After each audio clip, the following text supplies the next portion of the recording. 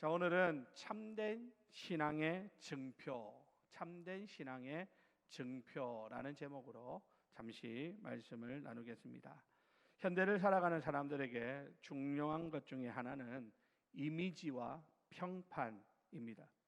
그래서 사람들은 인스타그램이나 페이스북 같은 소셜 미디어를 통해서 자신의 가장 행복하고 성공적인 순간만을 편집하여 보여주고 타인에게 좋은 인상을 남기기 위해서 부단히 노력하는 그러한 모습을 띠게 됩니다. 멋진 휴양지에서 여유롭게 그 휴가를 즐기는 모습이라든지 고급 레스토랑에서 맛있는 음식을 먹는 모습이라든지 언제나 행복해 보이는 가족 사진과 성공적인 경력을 자랑하는 게시물들로 가득 채우는 그러한 모습을 볼 수 있습니다. 모든 것이 완벽하고 아름답고 때로는 부러운 마음이 들기도 하는 것이 사실이죠.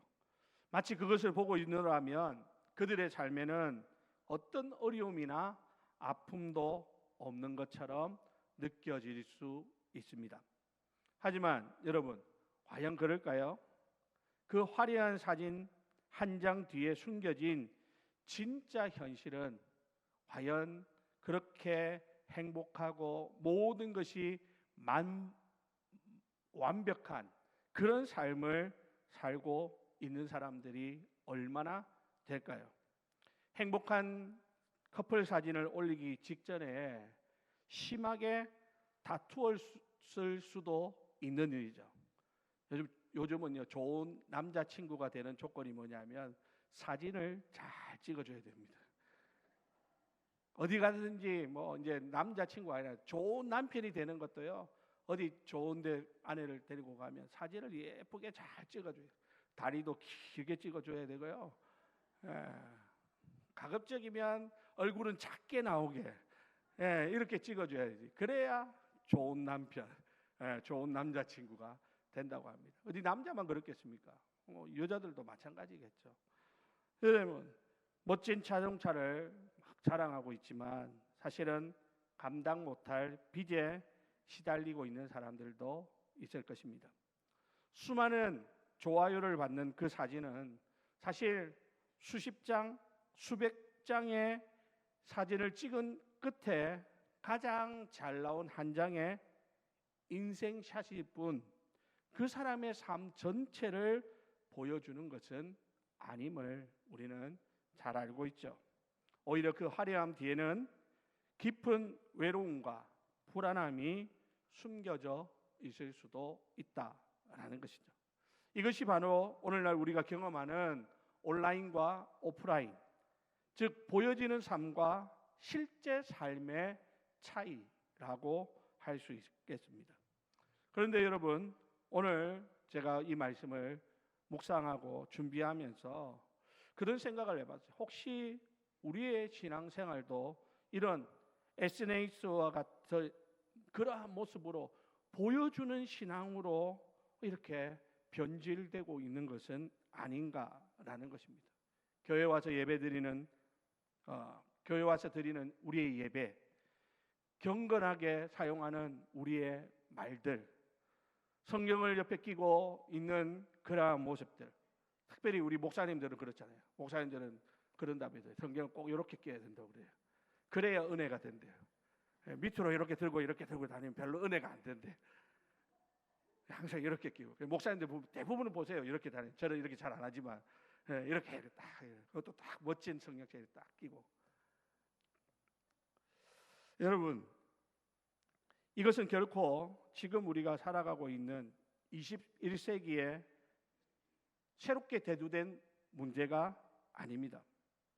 오늘 본문에서 사도 바울은 2000년 전 가장 당시 경건하다는 유대인들의 신앙이 바로 이와 같았다라는 것을 지적합니다.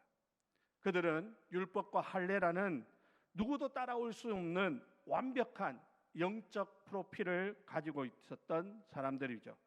그런데 바울은 그들의 그 화려한 프로필 뒤에 감춰져 있는 실제 삶, 즉 불순종과 위선으로 가득한 그 마음을 정확히 꿰뚫어 보고 오늘 말씀으로 지적하고 있다라고 하는 것입니다. 자, 오늘 사랑하는 우리 성도 여러분, 이 말씀을 통해서 우리도 우리 자신의 신앙을 정직하게 한번 돌아볼 수 있는 그런 기회로 삼으실 수 있기를 바랍니다. 혹시라도 보여주기식 그는 신앙의 모습들이 있었다면 그 모든 것들 다 걷어내고 우리의 중심과 우리의 삶이 하나로 일치되어지는 참된 신앙의 모습으로 거듭나는 그런 은혜로운 시간이 다 되시기를 주님의 이름으로 부탁을 드립니다. 자, 그러면 여러분, 오늘 바울은 유대인들에 대해서 이야기하면서 유대인들이 가지고 있는 영적인 특권들을 우선 나열하고 있습니다. 자, 오늘 보면 17절부터 20절 말씀인데요. 다 같이 읽습니다. 시작. 유대인이라 불리는 네가 율법을 의지하며 하나님을 자랑하며 율법의 교훈을 받아 하나님의 뜻을 알고 지극히 선한 것을 분간하며 맹인의 길을 인도하는 자요, 어둠에 있는 자의 빛이요, 율법에 있는 지식과 진리의 모본을 가진 자로서 어리석은 자의 교사요, 어린 아이의 선생이라고 스스로 믿으니. 자, 여러분 보십시오. 바울이 말하는 유대인들의 영적인 특권이라고 하는 것이 무엇입니까? 여기 보니까 율법의 교훈을 받아서 하나님의 뜻을 알았다, 이렇게 말씀하고 있죠. 이 얼마나 귀한 특권입니까? 그래서 그들은 무엇이 선한 것이고 무엇이 악한 것인지를 분별할 줄 아는 그런 은혜를 입었던 사람들이죠. 뿐만 아닙니다. 오늘 본문에 보니까 그들을 가리켜 가지고 맹인의 길을 인도하는 자여, 어둠에 있는 자의 빛이라고 말합니다. 더 나아가서 어리석은 자의 교사라고 하고 어린아이의 선생이다, 이렇게 말씀을 하고 있습니다. 그런데 문제는 이 모든 것들을 자기 스스로 그렇게 생각하고 있다는 거예요. 그러니까 그들은 이런 대단한 자부심을 가지고 있었다라는 것입니다. 그들은 율법이라는 지식과 진리의 모본을 가지고 있었기에 영적으로 무지한 이방인들을 가르칠 수 있는 특별한 위치에 있다라고 스스로 자부심을 가졌던 것입니다. 여러분, 이것을 오늘날로 말하면 이런 것이죠. 마치 나는 태어날 때부터 모태신앙으로 자라서 어릴 때부터 한 번도 교회를 떠나본 적이 없고 늘 교회 안에서 많은 성경 공부와 성경 지식을 풍부하게 배우고 익혔고 교회에서도 열심히 수고하고 헌신하여 직분을 맡아 다른 사람들에게 모범이 되고 또 다른 사람들을 가르치는 위치에 있다라고 생각하는 그러한 것과 비슷한 것이죠. 성경에 대해서 많이 알고 있습니다. 신학적인 용어에 이제는 익숙해져 있습니다. 기독교적인 가치관과 세계관을 가지고 세상을 바라볼 수 있는 그런 분석력도 우리가 가지고 있기 때문입니다. 이것 자체는 여러분 어떻습니까? 하나님 앞에서 분명 귀한 하나님 주신 은혜고 축복이라고 하는 것은 우리가 결코 부인할 수 없는 것이죠. 자, 그런데 문제는 그 다음부터 시작되어진다라는 겁니다. 오늘 보면 21절 22절에서 사도 바울은 아주 날카로운 질문을 던집니다. 자, 한번 다 같이 읽어볼까요? 시작. 그러면 다른 사람을 가르치는 네가 내 자신은 가르치지 아니하느냐? 도둑질하지 말라 선포하는 네가 도둑질하느냐? 간음하지 말라 말하는 네가 간음하느냐? 우상을 가증히 여기는 내가 신전 물건을 도둑질하느냐? 여러분 이 질문은 그들이 가지고 있는 지식과 삶 사이에 놓인 거대한 균열을 정확히 꿰뚫어 보고 있는 질문입니다. 그들은 입으로는 하나님 말씀을 가르쳤지만 삶으로는 그 말씀대로 살아내지 않았다라는 것이죠. 그 신뢰를 뭐라고 말하고 있습니까? 도둑질하지 말라, 이렇게 가르치면서 자신은 실제로 도둑질하는 삶을 살고 있더라는 것이죠. 간음하지 말라, 이렇게 외치면서 남들이 보지 않는 곳에서 자신은 간음하는 그런 죄를 짓고 있더라라는 것입니다. 뿐만 아닙니다. 여기 보니까 네가 신전 물건을 도둑질하느냐 이렇게 말하죠. 여러분, 이 표현은 문자 그대로 이방 신전의 물건을 훔쳤다라는 의미일 수도 있지만, 더 나아가서는 하나님께 드려야 할 영광과 감사를 자신이 가로채는 영적인 도둑질을 하는 그런 모습을 사도 바울이 날카롭게 지적하는 것이다 라고도 볼 수 있는 것입니다. 한마디로 말해서 여러분, 그들의 가장 큰 문제가 무엇일까요? 23절은 이렇게 말합니다. 율법을 자랑하는 내가 율법을 범함으로 하나님을 욕되게 하느냐. 무엇을 자랑한다고요? 그들은 율법을 자랑한다라고 했습니다. 그러니까 그들의 가장 큰 문제는 뭡니까? 자랑입니다. 그들은 율법을 지키기 위한 기준으로 삼은 것이 아니라 자신의 의로움을 자랑하기 위한, 그리고 다른 사람들을 정죄하기 위한 자랑거리로 삼았다라고 하는 것이 그들의 가장 큰 문제였던 것입니다. 율법의 정신, 즉 하나님을 사랑하고 이웃을 사랑하는 그 정신은 잃어버린 채 율법 조문만을 달달 외우면서 그것을 붙들고 그것을 지키기 위해서 아둥바둥하면서 그런 자신들의 그러한 모습을 스스로 바라보면서 종교적인 우월감을 채우는 도구로 율법을 사용하고, 또 그 율법을 가지고 다른 사람들을 판단하고 정죄하는 이런 일들만 자행하고 있었던 것이죠. 여러분, 그 결과는 참혹했습니다. 오늘 본문 24절에 보니까 이렇게 말씀합니다. 다 같이 읽어볼까요? 시작.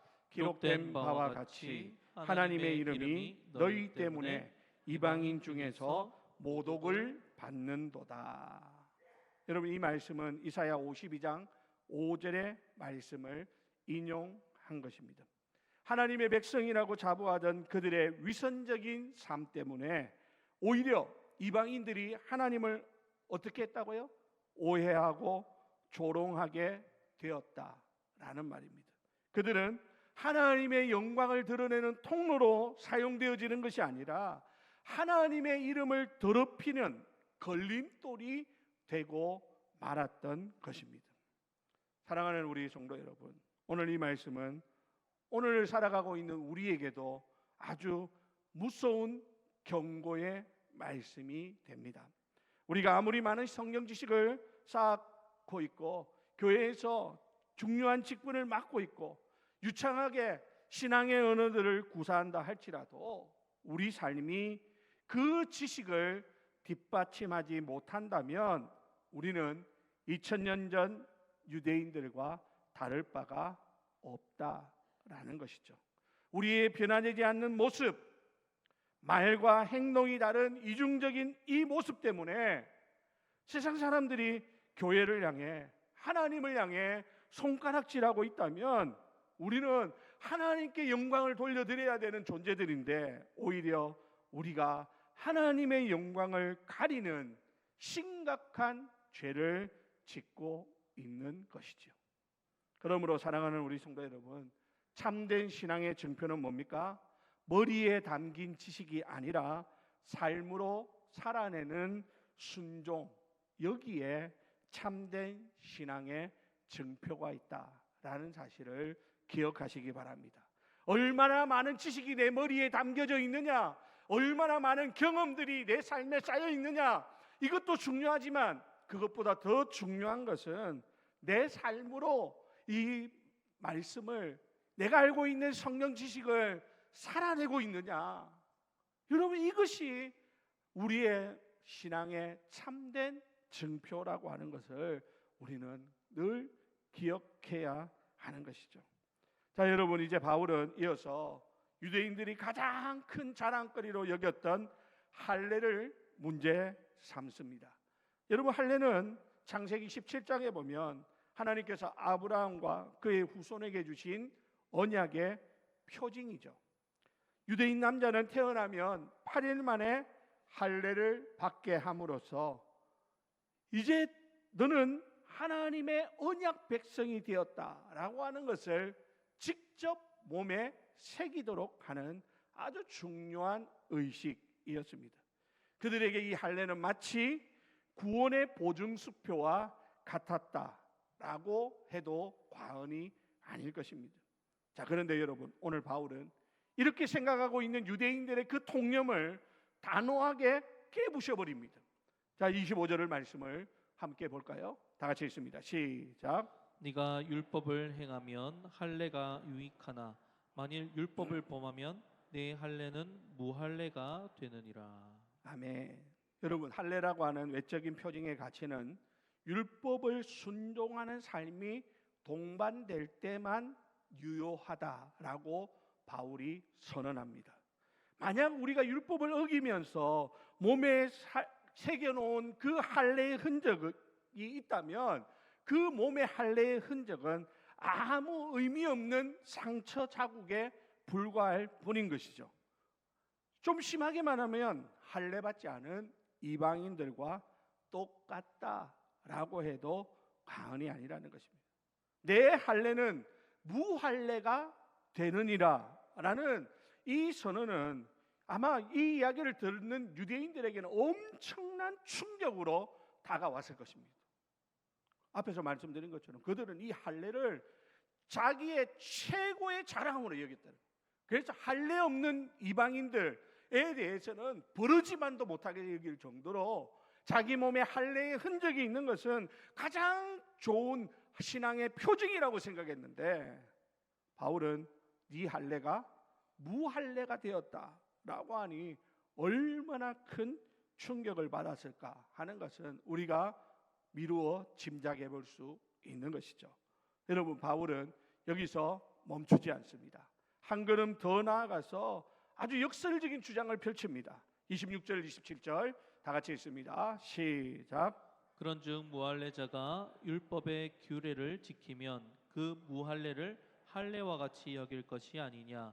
또한 본래 무할례자가 율법을 온전히 지키면 율법 조문과 할례를 가지고 율법을 범하는 너를 정죄하지 아니하겠느냐. 아멘. 여러분, 이것은요, 우리는 그냥 이렇게 쉽게 읽고 있지만 이 이야기를 듣고 있는 유대인들에게는 가히 혁명적인 선언과 같았을 것입니다.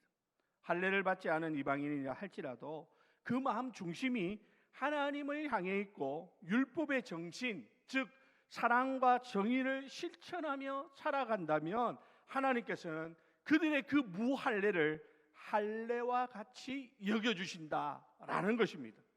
오히려 그의 순종하는 삶이 할례라고 하는 형식은 가졌으나 불순종하는 유대인을 심판하고 정죄하는 기준이 될 것이다 라고 말씀하고 있더라라는 말입니다. 여러분, 여기서 우리는 신앙의 본질에 대한 중요한 의미를 깨닫게 됩니다. 하나님께서 보시는 것은 우리의 종교적인 배경이나 형식, 의식이 아닙니다.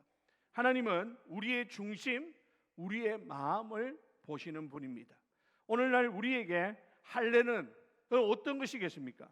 유아 세례를 받았다든지 입교인이 된다는 것이, 교회에서 직분을 받는다든지 주일 송수를 열심히 했다든지 하나님 앞에 11조를 빠지지 않고 드렸다든지 뭐 이런 여러 가지 것들이 우리의 할례처럼 여겨질 수 있는 것들이죠. 이것들은 그 자체로는 너무나도 소중하고 의미 있는 신앙의 한 단면인 것은 분명합니다. 그러나 우리가 기억해야 하는 것은 이러한 형식들이 우리 마음과 삶의 순종을 동반하지 않을 때 아무런 의미가 없어진다라는 것입니다. 세례를 받았지만 여전히 세상의 가치관을 따라 살아간다면, 직분은 받았지만 성김과 헌신은 없다면, 주일 예배에는 참석하지만 평일의 삶은 불신자와 구별되지 않는다면 우리의 세례와 직분과 예배는 공허한 종교 행위에 불과한 것입니다. 하나님 앞에서 그것은 뭐와 같은 거예요? 무할례와 같은 것이 되고 맙니다. 그러므로 사랑하는 우리 성도 여러분, 참된 신앙의 증표는 몸에 새긴 흔적이나 교회 명부에 오른 이름이 아니라 하나님의 말씀에 순종하는 삶, 그 자체가 참된 신앙의 증표임을 다시 한번 여러분들이 기억하실 수 있기를 주님의 이름으로 부탁을 드립니다. 한 번 더 말씀드릴까요? 참된 신앙의 증표는 몸에 새긴 흔적이나 교회 명부에 오른 이름이 아니라 하나님의 말씀에 순종하는 삶이 바로 참된 신앙의 증표라는 것입니다. 그러므로 여러분, 오늘 이 시간 우리 모두가 하나님 앞에 다 똑같습니다. 이 시간부터 하나님의 말씀에 순종의 삶을 살아가면 되는 것이죠. 그렇게 할 때 하나님께서 우리의 그 마음의 중심을 기쁘게 받아주시고 하나님의 그 영광 가운데 우리를 인도해 주신다라고 하는 사실을 믿으시기를 주님의 이름으로 축원합니다. 자, 이제 바울은 이 모든 논의를 종합해서 참된 신앙인이 누구인지에 대해서 최종적인 결론을 내립니다. 오늘 28절, 29절 이 두 절 말씀은 로마서 전체의 핵심적인 메시지를 담고 있는 아주 위대한 구절이라고 할 수 있습니다. 28절, 29절을 그런 의미를 생각하면서 함께 읽어봅시다. 다 같이 있습니다. 시작. 무릇 표면적 유대인이 유대인이 아니요 표면적 육신의 할례가 아니니라. 오직 이면적 유대인이 유대인이며 할례는 마음에 할지니 영에 있고 율법 조문에 있지 아니한 것이라. 그 칭찬이 사람에게서가 아니요 다만 하나님에게서니라. 아멘. 자, 여기 보면 여러분, 표면적 유대인과 이면적 유대인이 명확하게 대조되어 나타나고 있습니다. 참된 유대인은 혈통이나 외적인 조건에 의해서 결정되어지는 것이 아닙니다. 눈에 보이는 것, 사람들에게 드러나는 것으로는 참된 신앙을 증명할 수 없다라는 말입니다. 그렇다면 누가 참된 유대인, 즉 참된 하나님의 백성이라는 것입니까? 오늘 성경 말씀에 의하면 오직 이면적 유대인이 참된 하나님의 백성이다라는 것입니다. 다르게 말하면 뭡니까? 내면이 변화된 사람, 그 중심이 하나님을 향해 있는 사람이야말로 진짜 신앙인이다라는 말씀입니다. 그리고 그 내면의 변화를 가능하게 하는 결정적인 증표가 바로 뭡니까? 마음의 할례라는 것입니다. 여러분, 이 마음의 할례라는 표현은 구약 성경에서부터 반복적으로 강조되고 있는 개념입니다. 신명기 30장 6절은 이렇게 말씀합니다. 다 같이 있습니다. 시작. 내 하나님 여호와께서 내 마음과 내 자손의 마음에 할례를 베푸사 너로 마음을 다하며 뜻을 다하여 내 하나님 여호와를 사랑하게 하사 너로 생명을 얻게 하실 것이며. 아멘. 자, 여기 보니까 마음의 할례를 베푸사라는 것은 여러분, 우리의 돌처럼 굳고 완악한 마음을 잘라내고 하나님의 말씀을 새길 수 있는 부드러운 새 마음을 가지라라는 의미인 것이죠. 여러분, 우리의 마음은요, 어떨 때는 너무나 완악하고 강팍해서 세상에 어떤 훌륭한 설교자가 와서 말씀을 전해도, 아니 예수님이 말씀을 전해도 우리의 마음이 완악하고 강팍하면 그 강팍하고 완악한 마음에는요, 하나님의 말씀이 하나도 심겨질 수가 없습니다. 그러나 반대로 우리의 마음에 하나님의 은혜로 부드러운 새 마음을 가지게 되면 그냥 성경만 읽어도 은혜가 넘칩니다.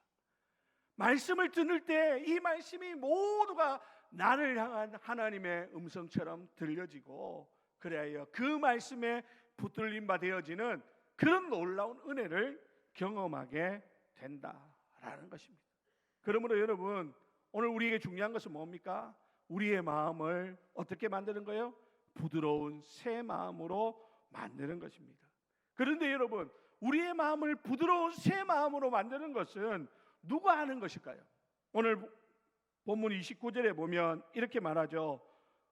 영에 있고 율법 조문에 있지 아니한 것이다. 이렇게 말해요. 율법을 지켜서 우리의 마음이 부드러운 새 마음을 잇는 것이 아니라 하나님의 영, 성령을 통해서로만 우리의 마음이 부드러운 새 마음으로 변화될 수 있다라는 것입니다. 여러분, 오늘 성령께서 우리의 죽은 영을 살리시고 죄로 완고해진 마음을 변화시키실 때 비로소 우리는 하나님을 사랑할 수 있고 그 말씀에 순종할 수 있는 새 사람이 될 수 있다라고 하는 사실을 믿으시기를 바랍니다. 여러분, 이겁니다. 성령이 오늘 우리의 마음을 터치해 주셔야 됩니다. 성령께서 내 마음을 만져주실 때 내 안에 완악했던 그 마음이 녹아나는 거예요. 성령께서 내 마음을 어루만지실 때 내 굳어진 그 마음에 그 딱딱한 것들이 벗겨져 나가고 부드러운 새살이 돋아나는 것 같은 그런 은혜를 누리게 되더라라는 것입니다. 그러므로 여러분, 참된 신앙의 증표는 뭡니까? 성령으로 말미암아 마음의 할례를 받아 내면으로부터 하나님 사랑하고 그분의 말씀을 기쁨으로 순종하고자 하는 마음을 갖는 것이다 라는 것입니다. 여러분, 이것은 결코 다른 사람들에게 보여주기식의 신앙이 아닙니다. 여러분, 이것은 결코 다른 사람들에게 하는 척하는 신앙이 아니라는 것입니다. 이것은 성령이 우리 안에 내주하시면서 우리 안에서 일으키시는 실제적인 변화를 말씀하는 것입니다. 그리고 이 참된 신앙의 마지막 특징은 뭘까요? 29절 하반절에 보니까 그 칭찬이 사람에게서가 아니요 다만 하나님에게서니라 라고 말합니다. 여러분, 표면적 신앙인은 사람들의 인정과 칭찬을 구합니다. 자신이 얼마나 경건하고 자신이 얼마나 믿음이 좋은지를 다른 사람들에게 보여주고 거기에서 인정받으려고 애쓰는 것이죠. 그러나 이면적 신앙인, 즉 마음의 할례를 받은 사람은 오직 하나님의 칭찬만을 구하는 사람입니다. 사람들은 나의 내면을 보지 못할지라도 내 중심을 감찰하시는 하나님께서 나를 인정해 주시면 나는 그것으로 족합니다. 주님 한 분만으로 나는 만족합니다. 내 신앙이 더 이상 사람들에게 보여주기 위한 연극이 아니라 정말 하나님 앞에서 나의 진실함을 드러내는 것이 될 때 우리는 그 속에서 신앙생활을 하는 가운데 참된 영적인 자유와 기쁨을 누릴 수 있게 되는 것입니다. 사랑하는 우리 주례교회 성도 여러분, 신앙생활하면서 뭔가 나는 괜히 하나님의 말씀에 이 신앙생활하는 이것이 왠지 모르게 나에게 막 짓눌림이 된다, 이런 분들이 있다면 오늘 이 시간 내 내면을 감찰하시는 하나님을 바라볼 수 있기를 바랍니다. 그러면서 그 하나님 앞에서 하나님 주시는 참된 영적인 자유와 기쁨을 누리는 사랑하는 우리 모든 성도님들이 다 되시기를 주님의 이름으로 축원합니다. 자, 이제 말씀을 마칩니다. 여러분, 이스라엘에 가면 아주 대조적인 두 개의 바다가 있다고 합니다. 하나는 갈릴리 바다이고 다른 하나는 사해, 즉 죽음의 바다입니다. 이 두 바다에는 한 가지 공통점이 있습니다. 둘 다 요단강으로부터 똑같이 맑고 깨끗한 물을 공급받는 것은 공통점입니다. 그런데 한 곳은 생명이 넘치는 바다가 되고 다른 한 곳은 죽음의 바다가 되었습니다. 그 차이는 뭘까요? 그 차이는 한 가지입니다. 갈릴리 바다는 요단강의 물을 받는 즉시 다른 쪽으로 그 물을 아낌없이 흘려보냅니다. 받았으니 나누어 주는 것이죠. 그 결과 갈릴리 바다에는 물고기가 뛰놀고 주변에는 푸른 초목이 자라나고 사람들에게 생명과 풍요를 주는 원천이 된 것입니다. 반면에 사해, 즉 죽음의 바다는 요단강으로부터 똑같은 물을 받지만 흘려보내는 출구가 없습니다. 오직 받기만 하고 가두어 둘 뿐이죠. 그 결과 엄청난 양의 물이 들어오지만 세월이 흐르면서 그 물은 썩고 증발하여 염분만 남게 됩니다. 이제 그곳에는 어떤 생명체도 살 수 없는 이름 그대로의 사해, 즉 죽음의 바다가 되고 말았습니다. 사랑하는 우리 성도 여러분, 우리의 신앙도 이 두 바다와 같을 수 있습니다. 오늘 본문의 유대인들처럼 우리는 하나님의 말씀이라는 생명의 물, 예수 그리스도의 십자가라는 은혜의 물을 넘치도록 공급받습니다.